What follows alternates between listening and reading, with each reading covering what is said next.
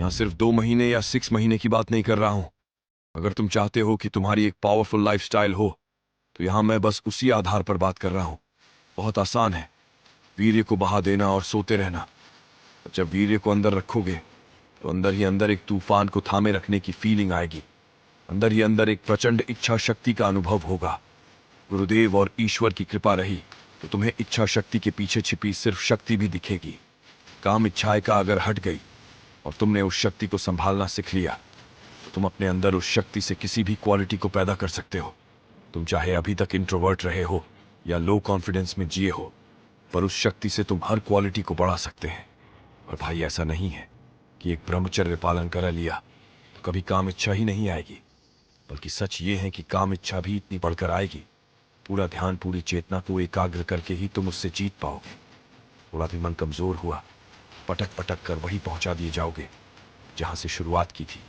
पर अगर ध्यान लगाकर उस काम वासना को नियंत्रण में ले लिए तो भाई, फोकस इतना जबरदस्त होगा कि विद इन 3 डेज किसी भी काम में इंप्रूवमेंट ला सकते हो। 3 दिन बहुत सोच समझकर और खुद के रियल एक्सपीरियंस के बाद बोल रहा हूं। अब शुरुआत का पहला पहला कदम इतना मजबूत करो कि जीवन के अंत तक ये पहलू मजबूत ही रहे।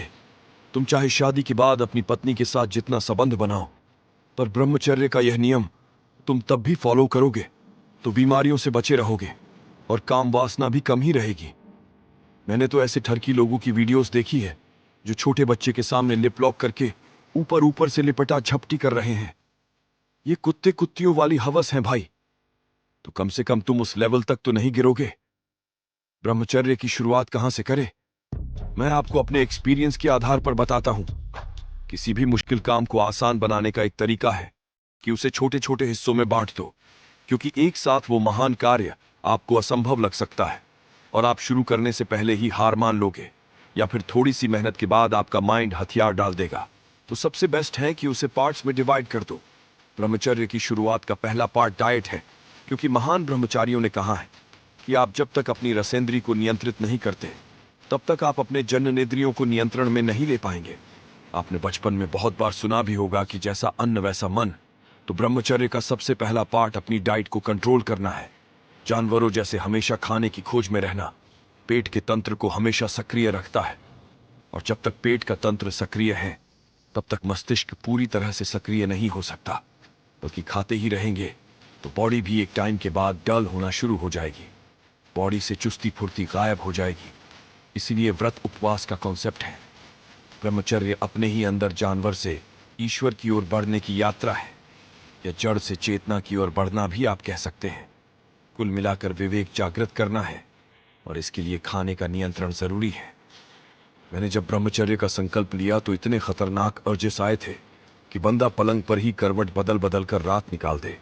कंटिन्यू 4 से 5 दिन तक अर्जेस चलते थे। रात रात भर लिंग स्टैंडिंग ओवेशन देता था, जिसकी वजह से दर्द भी होने लग जाता था। पर मैंने संकल्प तोड़ा नहीं, और एक बात समझ में गई कि अर्जेस चाहे कितने की आए पर रिस्पॉन्स नहीं दिया तो नेक्स्ट टाइम उनकी पावर कम हो जाएगी। पर उस टाइम इतने पावरफुल अर्जेस मेरा ब्रह्मचर्य तुड़वाने पर ही तुले थे।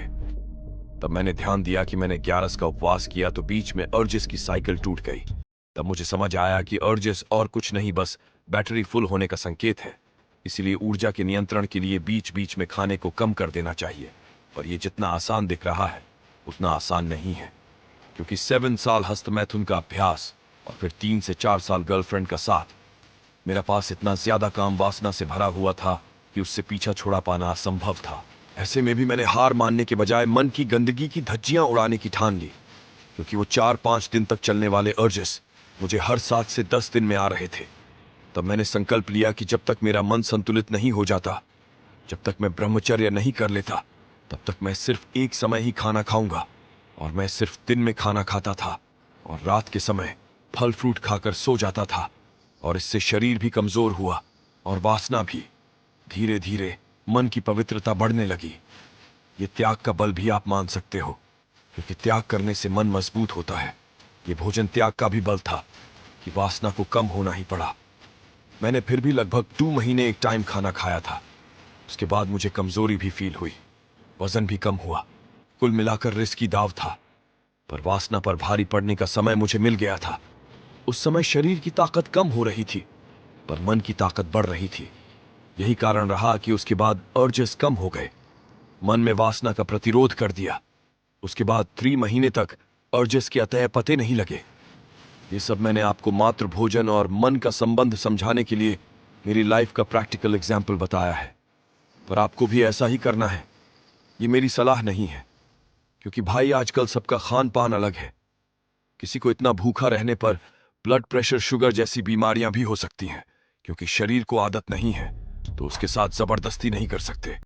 मुझे तो 11 का उपवास और गुरुवार वगैरह के व्रत करने की आदत थी, इसलिए शरीर अनुकूल था।